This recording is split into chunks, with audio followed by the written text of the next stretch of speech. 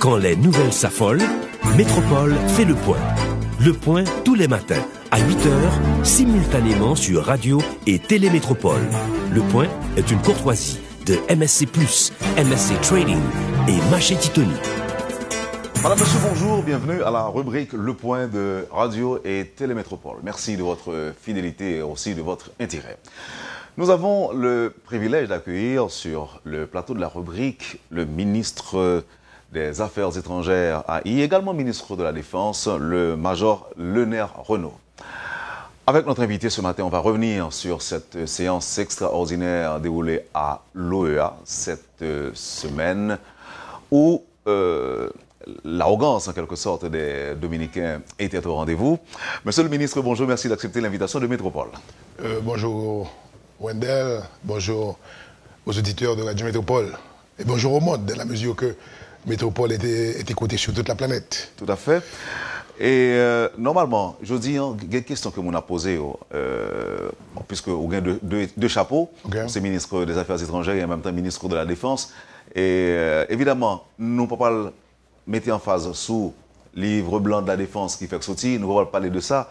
Mais il y a des questions que l'on a posées aujourd'hui, permettre que je me pose une question avant que je me retourne sous séance-là. Je dis là, monsieur le ministre, est-ce que la présence d'une force haïtienne de défense pas révélée, par exemple, une nécessité en Haïti? Et tout à fait, Wendell, tout à fait. Et à double point de vue, dans la mesure que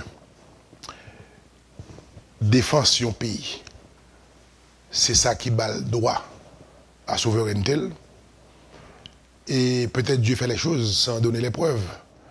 Je suis ministre de la Défense et maintenant j'assure le portefeuille du ministre des Affaires étrangères AI.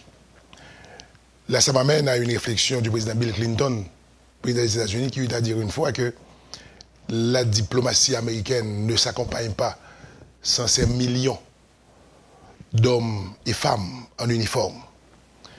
Et c'est à Bordeaux que le président Michel Martelly, une fois arrivé au pouvoir, donc dans le cadre d'une promesse électorale, avait pensé à instituer dans le pays une force de défense. Une force de défense qui n'est pas seulement là pour la sécurité de nos frontières, mais surtout une force de défense civile qui pourra accompagner la population, qui pourra accompagner Haïti dans le cadre d'événements calamiteux. Ok. Est-ce que ça t'avait dit, monsieur le ministre, avec la publication la semaine dernière ou encore il y a une semaine et demie environ du livre blanc de la Défense, est-ce que ça veut dire que l'on s'achemine aujourd'hui vers la mise en place de cette force de défense? Absolument, absolument.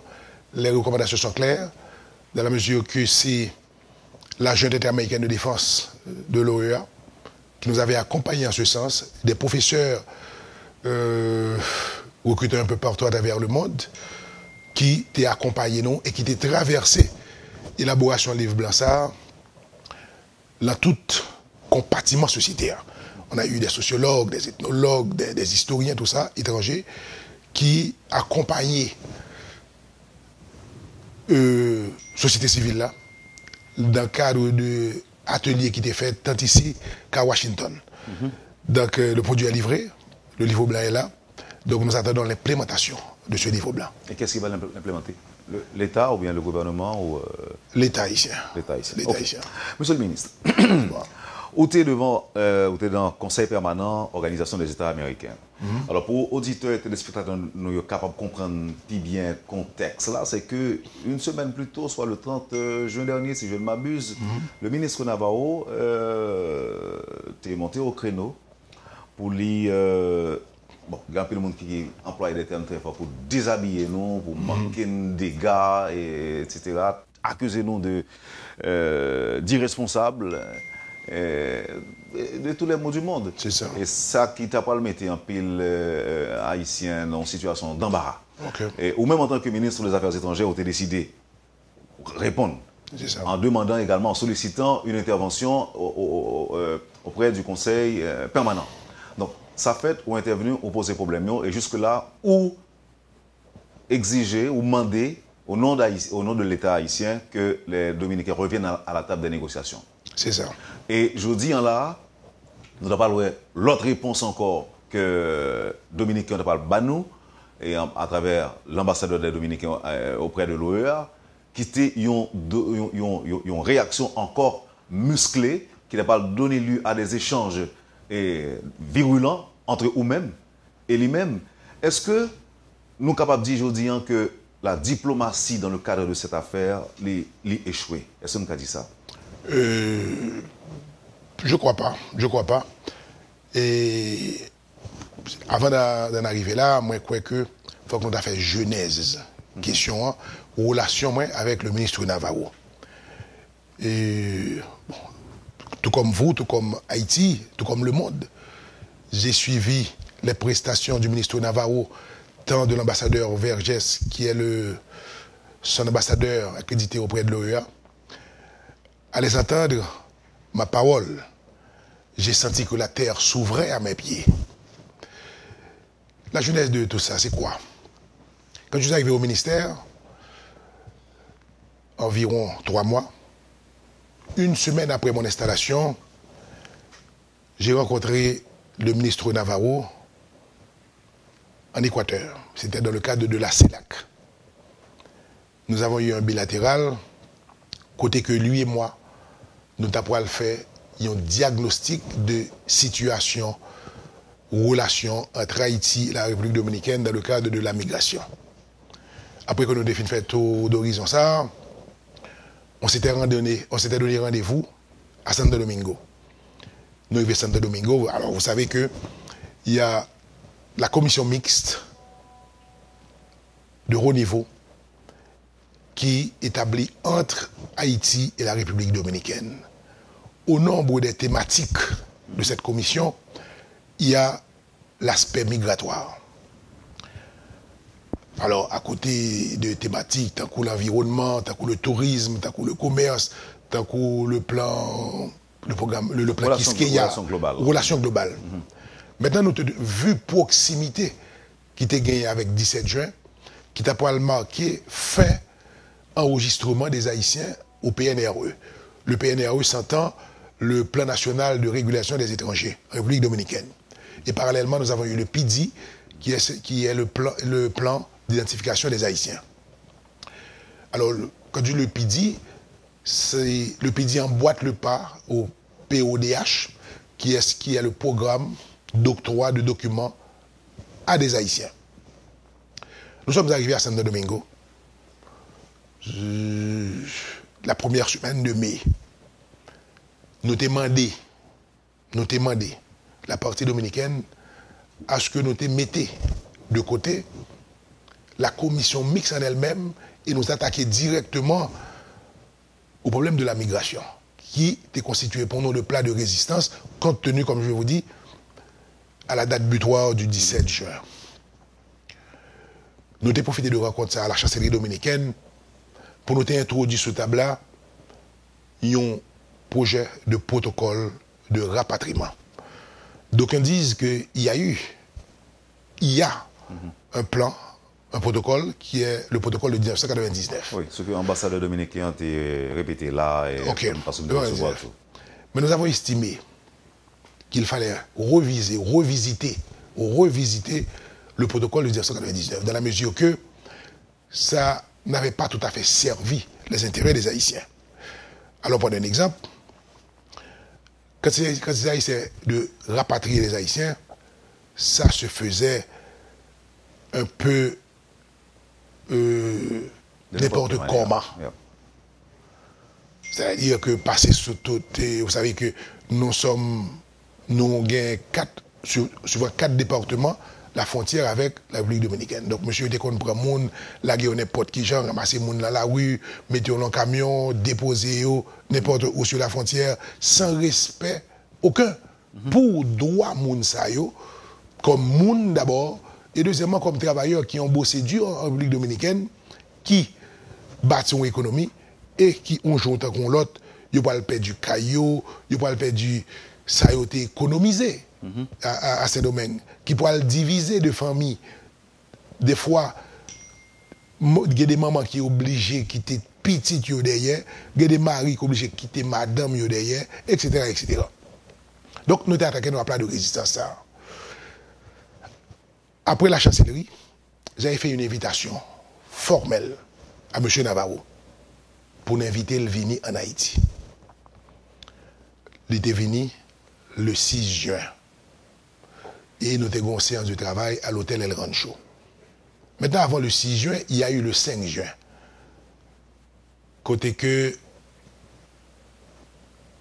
la presse haïtienne, la société civile, t'a dit que, et tout comme en République dominicaine, que M. Navarro a démenti le chancelier haïtien, savoir qu'il n'allait pas rentrer en Haïti pour signer un protocole.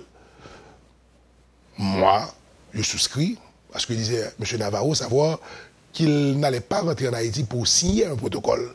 Il allait rentrer en Haïti pour discuter un protocole. Ce sont des propositions que nous avons faites à M. Navarro. C'est normal à ce que la République dominicaine ait gagné des contre-propositions. C'était le 5. Le 6, il est rentré. Nous avons travaillé sur le dossier.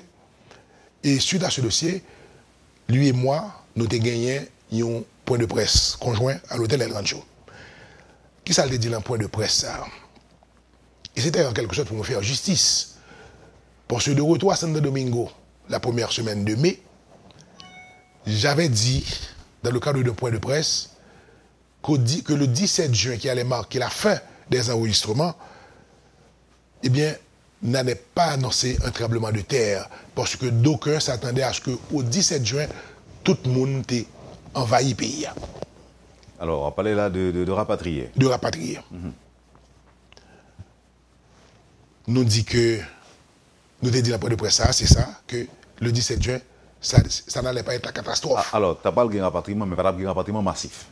Pas de rapatriement du tout. Du tout. Le cadre, ça qui concernait plan qui découlait de arrêt Cour constitutionnel dominicain.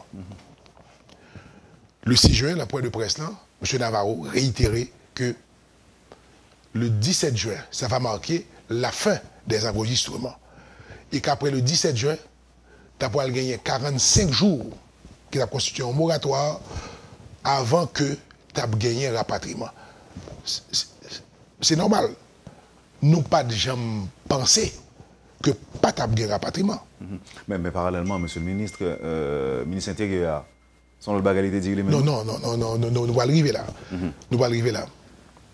Nous pas dit que pas tu as gagné un rapatriement. Tu as gagné un rapatriement quand même. Parce que son processus lié, pour une raison ou pour l'autre, il y a des gens qui ne peuvent pas privé passer Tesla, savoir que tu as une pièce, pour une raison quelconque, pas gagné un rapatriement. Mais ce que nous avons assuré, nous, c'est que plan de déportation massive là, c'est un bail qui était écarté. Maintenant, c'était le 6 juin. Toujours, excusez-moi, le 4-6 juin, toujours, monsieur, pour revenir au protocole, monsieur Navarro avait souligné pour la presse, pour le monde, que lui et moi, nous te prenons disposition pour nous te former 2 commissions migratoires. Une commission du côté haïtien, une commission du côté de la République dominicaine. Qui t'a pour chita yo 2 pour yo plancher sur ce protocole et dégager ça que t'es dégager. C'était un samedi, ce 6 juin, et le mercredi d'après, 2 commissions étaient pour rencontrer à Santo Domingo pour travailler sur le plan ça.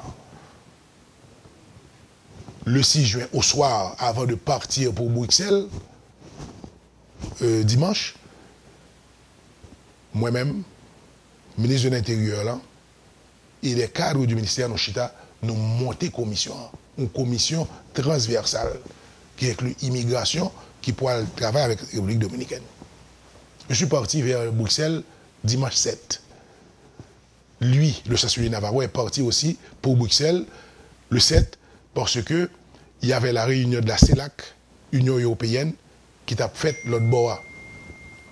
Le nous arrivé à Bruxelles, j'ai été instruit par la partie haïtienne qui était déjà à Santo Domingo que la commission migratoire dominicaine n'était pas au rendez-vous. Le moment des sacs passés, il dit que la commission n'était pas formée. J'ai immédiatement sollicité un bilatéral avec M. Navarro à Bruxelles. nous chita, moi dire que voilà que la commission haïtienne est à pied d'œuvre là-bas. Et la partie dominicaine n'est pas au rendez-vous.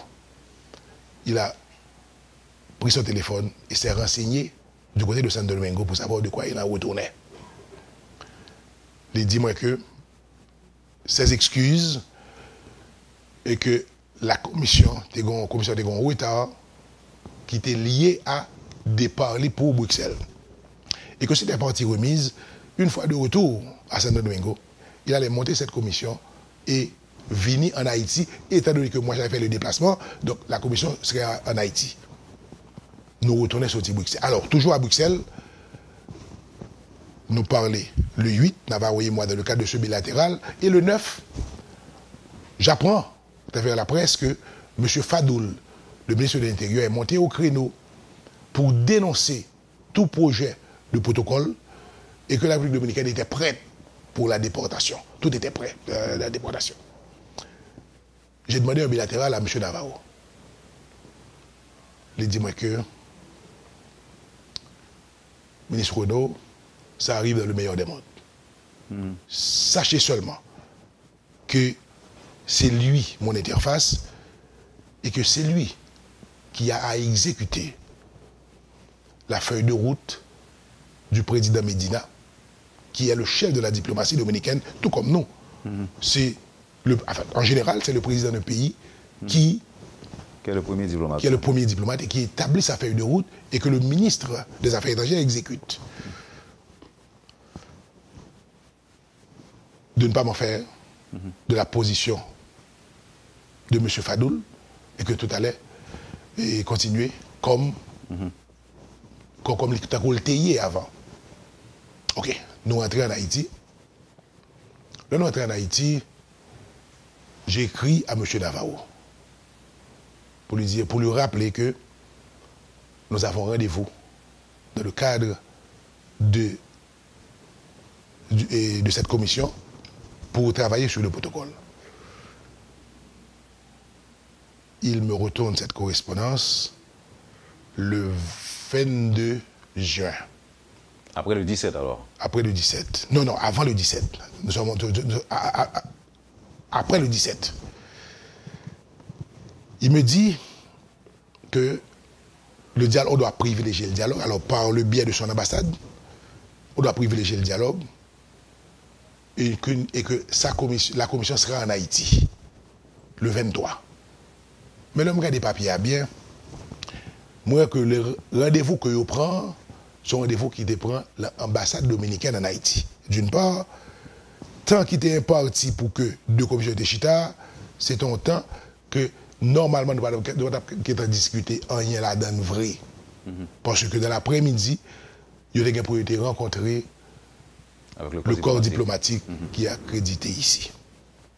Moi, écrit M. Navarro pour me dire que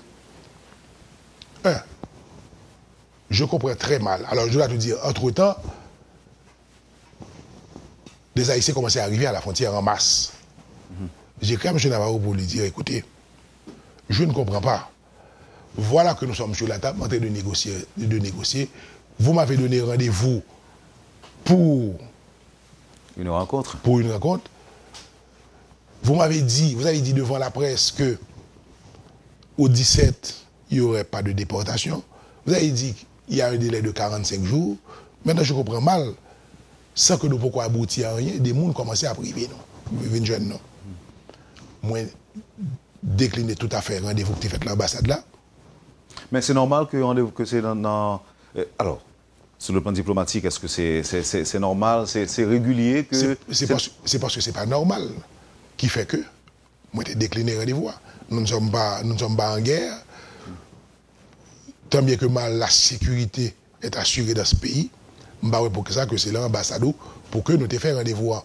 Mais à partir de ce moment-là, on n'a pas senti que données ont changé? Non. Alors, je commence pas à comprendre. C'est qu'à 2 jours après le 17, le monde commence à arriver. Alors, en plus de monde qui commence à arriver, demandez que pour nous rencontrer dans l'ambassade, alors qu'en général, c'est dans les meilleurs hôtels de la place, que ce soit en République dominicaine ou bien en Haïti, que rencontre bilatérale qu'on fait. Est-ce qu'on pas gain l'impression que ton a changé et que donner au tout commencé à changer? Le rendez-vous donné à l'ambassade, c'était pour moi la cerise sur le gâteau. Comme pour me dire, écoutez, et nous sommes face à un poker amateur. En fait, certain, nous avons décliné ce rendez-vous. Est-ce que vous comprenez? Mais définitivement. Définitivement. Il m'écrit après pour me dire, nous devons privilégier le dialogue.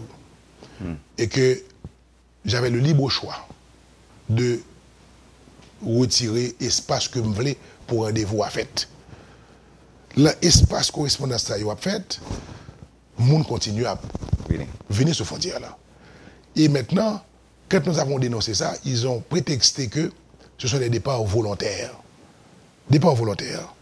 Des gens qui choisissent à le travailler d'un côté, qui gagnent vie d'une manière ou d'une autre, et puis ils choisissent subitement pour quitter le pays. Donc ça veut dire que... Ça veut dire que un décor, si on déplacé, un décor qui est mal planté. Et même quand ils avaient choisi volontairement de retourner, je pense que ce serait élégant du côté de la République dominicaine de me dire, écoutez, il y a des gens qui arrivent. Voilà dans quelles conditions ils arrivent. Ce n'était pas le cas. Pendant que Napton, toujours, pendant que M. Navarro vient dire que de choisir le lieu pour la tenue de cette réunion, M. Navarro, j'apprends que M. Navarro t'a pas le rendre à l'OEA. M'apprendre que M. Navarro s'est rendu à Genève. J'apprends que M. Navarro s'est donné rendez-vous aux Nations Unies. Mais je me suis dit, mais tiens, pourquoi? L'État capable de une réaction ça, si c'est une conséquence de une plainte que me portait par devant ces instances internationales. Donc il prend devant. Il prend devant. Ah ben. Eh bien moi-même, le prend devant, moi j'ai compris une chose. J'ai compris que M. Navarro jouait à l'agresseur agressé. Il m'agresse et il part dire à travers le monde que la politique de la République dominicaine, c'est la bonne, nous n'avons rien fait aux Haïtiens. Nous n'avons pas dénoncé que à l'instance internationale que M. Navarro faisait quoi que ce soit contre nous. Alors c'est justement là, parce que nous avons besoin d'arriver là, et c'est ça qui va permettre par exemple de nous élaborer sur ce qui s'est passé avant-hier dans l'OEA. On va faire souffrir le temps pour nous prendre. Ok, d'accord. D'accord. Vous suivez, madame, monsieur, la rubrique Le Point de Radio et Télémétropole. Notre invité ce matin, le ministre des Affaires étrangères AI, le major Leonard Renault. Merci de votre intérêt. Ne quittez pas, on vous revient tout de suite après la pause. Le Point est une courtoisie de MSC+, MSC Trading et Machete Tony. Merci, madame, monsieur, de votre intérêt et de votre patience. Vous suivez la rubrique Le Point de Radio et Télémétropole. Notre invité aujourd'hui, le ministre AI des Affaires étrangères, le major Leonard Renault. Et on va revenir sur la séance à l'extraordinaire tenue au Conseil permanent de l'OEA. Et cette semaine, justement. Et votre présence n'était pas pour dénoncer, mais pour demander aux gens, pour attirer l'attention des Dominicains sur la nécessité de revenir à la table des négociations. Et, bon, en tout cas, c'est ça que dit. Et mais Dominicains, tu n'as pas répondu, monsieur le ministre. Avant d'arriver là, on fait une petite parenthèse. Après constat que nous joignons, que Haïtiens a retourné ici. Alors d'aucuns disaient que il n'avait pas compris la position de la diplomatie haïtienne qui était restée sur son silence. Pour que ça ne pas parler. Pour que ça ne pas parler. Nous ne pas parler pour qui ça. Parce que nous pensons que pour avancer, il faut qu'on comprenne. Si on pas comprendre, ou pas qu'à avancer. Et donc, comme rendons cette justice, que nous, c'est à bon droit que nous ne pas comprendre. Parce que si nous sommes sur la table avec quelqu'un, ok, il est parti sur la pointe des pieds, il faut savoir pourquoi il est parti. Pour qu'on ait, même si pour courir, même si pour chita. Donc nous avons compris Nous avons pris un certain recul et nous avons compris pour mieux avancer. Nous avons réuni le corps diplomatique et nous avons fixé la position officielle d'Haïti à partir d'une note diplomatique de synthèse. Alors, Et la position c'est quoi? C'est de dire que nous reconnaissons le droit de la République dominicaine d'appliquer la CALI en politique migratoire. Nous ne sommes pas capables de contester le droit ça.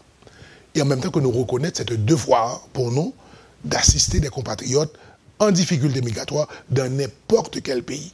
Et nous l'avons dit, nous étions prêts, et nous sommes prêts à recevoir tout côté sur la terre, il y a un monde qui répond au nom d'Haïtiens qui ont des difficultés migratoires. Haïti est prête à recevoir Monza. Mais nous dit, en revanche, dans cette note de synthèse, que nous ne sommes pas prêts et nous n'allons pas recevoir des étrangers. Là, nous dit ça, c'est à bon droit. Parce que, vous savez que, dans l'arrêt. Est-ce que pas prêté à équivoque? Vous nous dites, nous allons recevoir des étrangers. Quand Haïti a une réputation de terre hospitalière, même si nous n'avons pas de travail pour nous bailler, mais au moins, nous toujours deux bas nous recevoir n'importe qui. On a prescrit ça, le cadre arrêt constitutionnel qui veut rendre apatride. Alors des Dominicains dénationalisés. Des Dominicains dénationalisés. Nous ne sommes pas capables, membres du Conseil des Nations Unies, pour que nous ayons fait dérogation à un de principe. Donc là, ça fait nos complices. Ça fait nos complices de dérogation ça, que la République dominicaine voulait faire en voulant rendre à des êtres humains, comme des apatrides. Nous ne voulons souscrire à ça. C'est peut-être ça que nous dit, nous ne sommes pas prêts à recevoir des étrangers. Écoutez, ce serait faire retourner Dessalines dans sa tombe. Dessalines t'a dit, tout côté que les Noirs ont des difficultés dans le monde, au monde qui est dans l'esclavage, Haïti est prêt. Ce n'est pas leur contexte ça. Mais quand quelqu'un s'avise de faire accro au principe du droit international, nous dit que nous ne pouvons pas souscrire à ça. Donc nous dit que nous pouvons recevoir des Haïtiens qui en situation migratoire irrégulière. C'est de ça qu'il s'agit. Ok, monsieur le ministre. Ok, dis-moi. Pour qui ça? Et d'après vous-même, Dominicain, tu as un petit peu peur protocole là, peur signer un protocole là. Pour qui ça d'après vous-même? Quelle interprétation gagne de ça? Bon, peur protocole là, c'est peut-être la visée pour piétiner droit en catégorie de monde et que l'international dénonçait, l'international pas comprendre et que semble-t-il que c'est seule la République dominicaine qui comprend ce qu'elle veut faire. Est-ce que, alors, d'après mes auditeurs, ils comprennent ça qu'a dit là. Là, nous parlons de protocole révisé. Et nous voulons dire qui ça? Le dit protocole là avec ça, nous voulons dire. Antérieurement, tout à l'heure, nous avons dit que tu gagné déjà. Tu gagné déjà, mais qui t'est mal servi intérêt haïtien. Il faut dire que la République dominicaine dit que dans le cas d'un arrêt que tu prends, une disposition que le président Medina te prend, pas de déportation depuis 2013. Que non. Haïti n'a de cesse de recevoir des déportés de la République dominicaine. Depuis 2013, il y a envoyé des gens venir. Alors, des gens, bon, nous estimons que c'est des gens qui ont des problèmes migratoires, etc., que oui, venir. Mais ce n'est pas le cas, gens que eux-mêmes ont présenté là. Non, mais nous-mêmes, qui ça demandé exactement? Nous demandons pour dire nous qui quantité à envoyer. Alors, protocole d'accord, là, nous voulons que les fixer pour nous. Qui quantité de gens ont envoyé? Qui leur a envoyé? OK? Et là, qui point qu'on a banné? Là, qui leur, qui bon? Et combien? Alors, et ça se fait partout. Refus ça, comment nous interpréter nous-mêmes en Haïti? C'est parce que position cachée ou malice. Position cachée ou malice. Si que soit fait bien, mais écoute, ça n'a pas de prix. Ok. Monsieur le ministre, je dis alors, nous tendez, nous observer ça qui passait dans l'OEA. Ok. Et monsieur, bon, Dominicain, il n'est pas tendre du tout vis-à-vis d'Haïti. Et à la face du monde, il a manqué nous des gars. Il n'a pas accusé nous de tous les maux du monde, d'irresponsables, d'incapacité pour nous résoudre ces deux problèmes là. Qui gens ou même qui t'a intervenu pour défendre Haïti, comment t'as manqué ces remarques désobligeantes ça, d'un pays voisin à faire? Ça te fait mal surtout, c'est de voir que il s'agit de M. Navarro, que il s'agit de son ambassadeur, M. Vergès, les principes n'étaient pas respectés. M. Navarro et M. Vergès réagissent tant que n'importe quel citoyen sans une idée de change que vous gagnez comme responsable de l'on pays. Alors dire que M. Navarro de dire en Haïti, moun yo vin accoucher la caillou, moun yo vin faire ci, yo vin c'est la caillou, yo vin l'école, etc. Et c'est peut-être ça que d'ailleurs que j'avais mis la parole. J'avais pris la parole pour rappeler à M. Vergès comment nos étudiants sont arrivés là-bas. Nos étudiants sont arrivés, c'est en quelque sorte grossir l'économie dominicaine, parce qu'après le tremblement de terre, comme vous avez dit à l'OEA, nos infrastructures universitaires ont été détruites. Maintenant, les parents haïtiens, tu as besoin de chercher côté pour petit, tu as continuer à étudier. C'est-à-dire que arrivé en République dominicaine, nous sommes à peu près à plus de 30 000 étudiants en République dominicaine et qui coûtent beaucoup aux familles haïtiennes. Parce que rien qu'on sait l'étudiant à Pocaï Mama, comment ça s'appelle déjà, ça coûte environ 30 à 40 000 $ US l'an pour soutenir un petit monde de bois. Donc ce n'est pas un cadeau que la République dominicaine nous fait. Ils ont parlé de conteneurs qui arrivent par milliers. Oui, comme si c'est donc qu'il y a la République dominicaine. Je leur ai rappelé, écoutez, après Haïti, je leur ai dit, écoutez, ce sont des relations commerciales qui arrivaient jusqu'à hauteur de 3 milliards de dollars américains l'an, ok? Le cas d'échange commercial qui est. Donc ce n'est pas un cadeau qu'ils nous faisaient. Mais c'était malheureux d'entendre dire ça par M. Navarro. C'était malheureux d'entendre dire ça par un ambassadeur. Ils n'ont pas donné la mesure d'homme d'État dans tout ça. Mais à cela aussi, m'a pris occasion pour que nous exhortions Haïtiens à comprendre que son pays que gagne. Pour que apprendre, pour unir dans l'adversité. Parce que, vous dit avec quel sentiment? Eh bien, c'est avec un sentiment de déception que me prends en même temps que moi, je toute la mesure pour me mettre la République dominicaine, pour me rappeler à la raison. Alors, un point qui est important, et tu as une première rencontre, une première séance de travail qui était faite entre vous-même et le secrétaire général de l'OEA avant l'intervention. Et à ce moment-là, le secrétaire général a annoncé l'envoi d'une mission en République dominicaine. Vous t'es opposé? Non. Ou dit que ou pas d'accord que l'aller en République dominicaine d'abord? Alors, c'était approche là. Nous avons discuté de ça avec M. Almago, qui décidait pour former une commission et voyer à regarder exactement sur le terrain qui s'est passé. Moi, je dis d'une part, nous saluer, arriver, commission ça, mais nous voulons que les fait d'abord en aval. Pour réagir, il faut bien comprendre. Et pour le comprendre, c'est sur la frontière que le doit comprendre. Venez exactement ce qui a passé et maintenant aller demander à la République dominicaine ce qui a passé là, comment le relayer. Et nous demandons en plus pour que c'est une commission élargie pour le gagner CARICOM et Nations Unies. Donc ils ont souscrit à ça. Et dimanche, ils sont en Haïti, sur la frontière, pour parler avec déportés, pour parler avec autorités sur la frontière. Et lundi, à Port-au-Prince, pour contacter les différentes autorités haïtiennes, que ce soit le ministre de l'Intérieur, le Premier ministre et moi-même, ils sont là en Haïti lundi. Et c'est une commission élargie Et alors, je souligner pour auditeurs et téléspectateurs métropolitains que dans le moment de débat, ça a fait, il y a un pile pays qui était favorable à Haïti. Mais tu n'as pas une réaction de la part de l'ambassadeur Vergès, lui-même qui dit que il y a des pays qui ont des positions radicales, que après même que fait partie de commission ça. C'est parce que M. Vergès n'a pas voulu entendre la raison. C'est pas parce que question désormais, ça dépasse les frontières haïtiennes.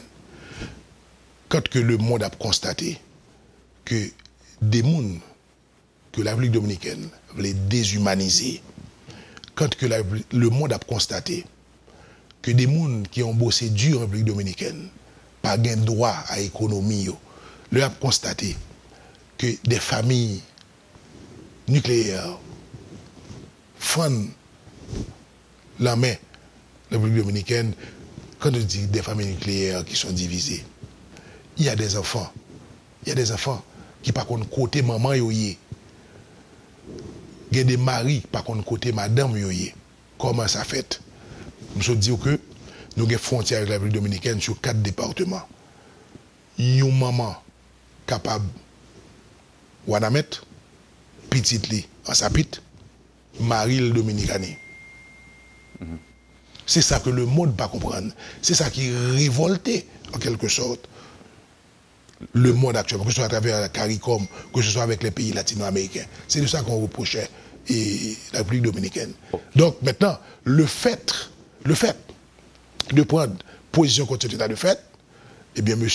Vergès a compris que c'est des gens qui prennent parti, qui fait des causes pour Haïti. Que non, ils prennent position pour écart qu'a fait.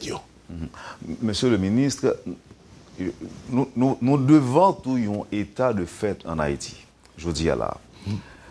Par contre, qui j'en comprends, est-ce que on a deux parties qui sont en état de force et l'autre en état de faiblesse, ou bien qu'est-ce que non conflit par exemple, il y a un qui est capable plus fort que l'autre là. Par contre, qui nous-mêmes nous situons en Haïti, est-ce que nous plus faibles ou bien nous plus forts dans la façon de gérer la question? Ça pour faire faiblesse non. Ça pour faire faiblesse non. C'est quand peut-être Haïtiens pas d'accord accorder d'une seule voix pour défendre ces ressortissants qui sont en République dominicaine. Les autres paramètres ne comptent pas pour moi. Okay. Et quelle que soit l'idée, nous devons continuer avec le dialogue. Nous dire et nous comprendre que c'est le dialogue qui cause la guerre, mais c'est aussi le dialogue qui doit suspendre la guerre. Nous pas gagné contre la République dominicaine, nous voulons tout simplement que la République dominicaine retourne sous table et discuter pour nous joindre un modus operandi pour nous sortir dans la question. Nous comprenons que c'est le diplomate qui nous parle. C'est normal, monsieur le ministre, on ne peut pas dire autrement. On ne peut pas dire que oui, nous avons un problème avec la République dominicaine. C'est normal pour dire que nous n'avons pas rien avec eux, donc il faut le dialogue, etc. Mais parole dominicaine, position dominicaine, c'est des faits, par exemple, qui montraient que pour une raison ou l'autre, il y a un problème avec Haïti. Il y a un problème avec les ressortissants haïtiens. Est-ce que c'est parce que nous trop là-bas, des travail, ou bien est-ce que c'est comportement nous? Ils ont accusé l'État haïtien tout d'incapacité. Je dis là, c'est dommage que ce n'est pas tout pays en être captant de nous. Tout pays, c'est pas tout haïtien, c'est pas tous les 10 millions d'haïtiens captant de nous. Pour que tu capable rapidement appréhender le problème et bien comprendre pour qu'on ait quel type de comportement que on doit adopter. Parce que normalement, où tu es fâché, où tu es révolté. Et c'est pas même seulement comme haïtien que tu es révolté. Ça que le fait, je dis, et que ça doit faire, monsieur le ministre. Pour au moins, Haïti est capable d'inspirer respect. Nous faisons déjà dans le passé, mais nous pas qu'à tout le temps dire, mais ça ne t'est fait. Mais ça, ancêtres nous ont fait. Je dis, qui ça chaque Haïtien t'a doit faire? Écoutez, je dois rappeler une chose, savoir que Haïtiens, tout côté sur la planète là. Mais quand Haïtiens de tous côtés sur la planète là, Haïtiens pas fuir Haïti. Haïtiens pas chercher un terrain d'accueil. Haïtiens a chercher travail. parce que le travail, c'est la liberté, travail que nous manquons ici. Travail que nous manquons, façon que nous manquons, qui peut permettre de garder Haïtiens, la caillou, et by force de travail, ça, que y a besoin ailleurs, que nous gagnons ici. Maintenant, ça nous doit faire aujourd'hui, et pas revenir, et pour ne pas retourner tout le temps sur notre passé. Eh bien, c'est le NAP comprendre que Haïti, c'est un bien que nous avons en commun. C'est nous-mêmes qui devons travailler pour que nous fassions honneur pays, nous ayons prestige pays bien haut. Vous savez que la République dominicaine,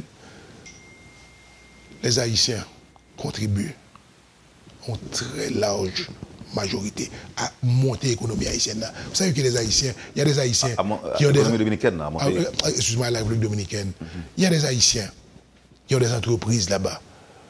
Il y a des Haïtiens en République dominicaine qui ont des fermes agricoles l'autre bord, qui emploient les gens.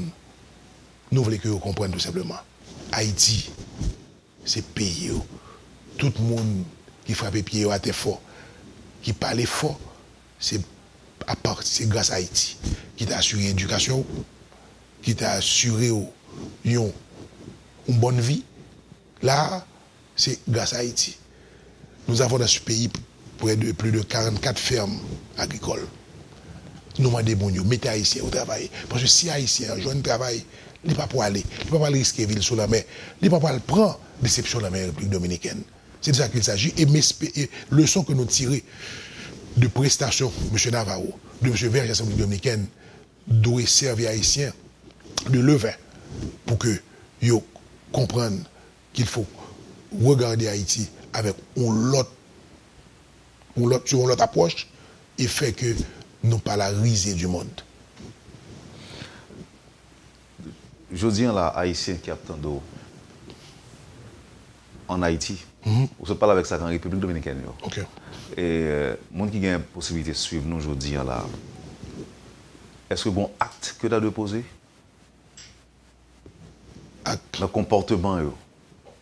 Le comportement, c'était garder l'autre et reconnaître que le pas un ennemi, que le reconnaître que son frère qui est devant, que le reconnaître que ça qu'a fait la République dominicaine, ça ne regarde pas les Haïtiens qui vivent en République dominicaine, mais ça regarde tout le monde.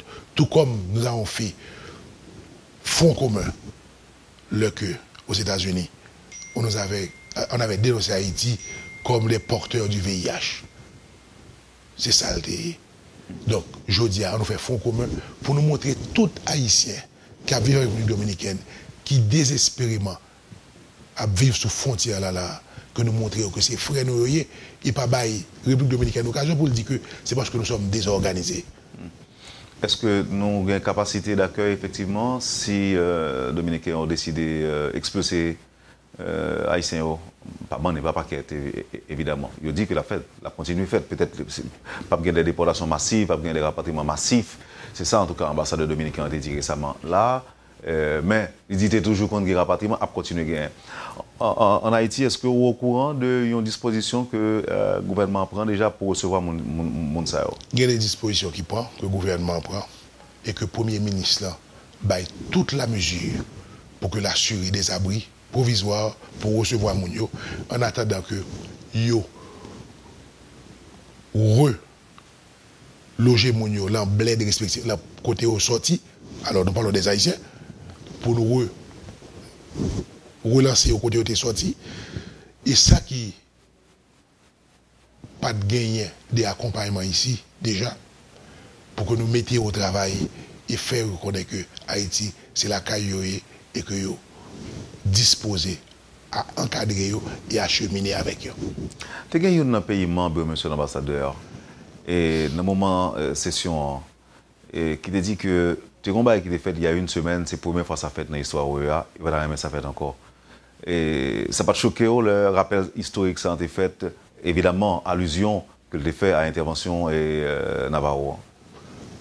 C'est parce qu'il avait compris que M. Navarro avait pété les plombs et que ce n'était pas la démarche de diplomate, ce n'était pas la démarche de chancelier. Côté que il était prêt à partir, notre ambassadeur là-bas, M. Edmond Bochit, il avait perdu son calme et c'est pourquoi que l'ambassadeur ça a été dit, c'est la première fois ça a été fait dans Annales OER. vous pensez qu'il y a une possibilité pour ça refaire encore? Parce que si je dis, parce que situation beaucoup finie quand même. Situation beaucoup finie, pour qu'on ait un dégel dans la question migration. Espérons que la République dominicaine a appris sa leçon. À partir de constat que le diplomate a fait. À partir de l'intervention dans tout? À partir de l'intervention. Bon, et je me pose une question déjà, même d'après me retourner sous les encore, monsieur l'ambassadeur, pour me dire, ça qu'a fait jeudi, à qui ça va attendre? Jeudi, après, bon, pas une réunion, pas une commission, mais en Haïti, qui ça va envisager comme prochaine étape dans le cadre de problème ça? Prochaine étape, non? Nous avons continué de dénoncer la position de la République dominicaine. Nous sommes donné rendez-vous à Genève, au HCR. Nous sommes donné rendez-vous aux Nations Unies pour continuer à dénoncer la position de la République dominicaine. Ça veut dire que chaque côté va aller, nous va aller tout? Oui et non. Oui et non. Mais notre démarche, c'est de préserver l'intégrité, prestige du pays et moun sa yo k'ap subi afsa yo que la République dominicaine a fait. C'est de ça qu'il s'agit. Nous n'allons pas porter plainte contre Navarro, mais nous allons demander au monde que il servi d'arbitre et ramener la partie dominicaine à la raison. Parce que ça fait, semble-t-il, qu'ils sont les seuls à comprendre ça. Mais le monde ne comprend pas. Haïti ne comprend pas. C'est ça, le sens de notre démarche. Ou pas aller trop fort dans l'intervention, non? Surtout leur faire appel historique à ça qu'a fait, là, qui t'a assemblé à des crises humanitaires mondiales qui existaient déjà dans le passé. Quand il s'agit pour de défendre Haïti, de porter la parole au pied de la lettre, il n'y a pas pour nous la démesure. Nous avons dit ce qu'on devait dire pour garder intact l'honneur et le prestige des Haïtiens. Merci infiniment, Monsieur le Ministre. C'était un plaisir de vous avoir sur le plateau de la rubrique Le Point. On attend de voir ce que ça va donner à l'avenir et tous les Haïtiens doivent espérer que l'on aboutira à un dégel de cette situation préoccupante. Un dégel absolument et que les Haïtiens gardent d'espoir. Nous vous remercions. Que ça sera résolu? Absolument. Absolument, ça doit être résolu. Et justement, pour terminer, le livre blanc de la défense, sa mise en œuvre? Sa mise en œuvre, c'est pour bientôt. On est déjà à pied d'œuvre. Et le monde et Haïti saura ce qui sera fait de ce livre blanc. Merci encore une fois, Monsieur le Ministre. Je vous en prie. Vous avez suivi, Madame, Monsieur, la rubrique Le Point de Radio et Télémétropole. Le ministre des Affaires étrangères, le Major Lionel Renault, était notre invité ce matin. Merci de nous avoir accueillis chez vous. Passez un bon week-end, une bonne journée avec Métropole et à la semaine prochaine. Quand les nouvelles s'affolent, Métropole fait le point. Tous les matins à 8h, suivez Le Point sur le 100.1 FM et sur la chaîne 52 Télémétropole. Le Point est une courtoisie de MSC Trading et Digicel.